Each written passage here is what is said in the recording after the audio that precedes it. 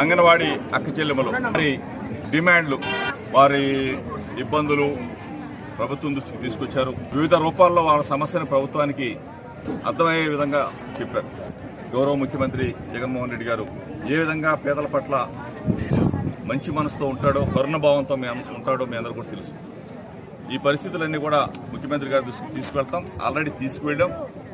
ఆయన కూడా ఏ విధంగా మంచి చేయాలి, పక్కన ఉన్న రాష్ట్రాలు ఏ విధంగా ఇస్తా ఉన్నాయి, మనం ఏ విధంగా ఇవ్వాలి, ఒక అడుగు ముందుకు ఎట్లా ఇవ్వాలనే ఆలోచనతో ఆయన అందరితో మాట్లాడుతూ ఉన్నారు. తప్పనిసరిగా అంగన్వాడీ అక్క చెల్లెమ్మలకి మేలైన వారు కోరుకున్న విధంగా మంచి జరుగుతుందని చెప్పేసి నేనైతే అక్క చెల్లెమ్మల తరఫున ముఖ్యమంత్రి గారితో 1-2 సార్లు మాట్లాడి ఆయనకి గట్టిగా చెప్పి మేలు జరిగే విధంగా నా వంతు ప్రయత్నం చేస్తానని చెప్పేసి మీ ద్వారా తెలియజేస్తాను.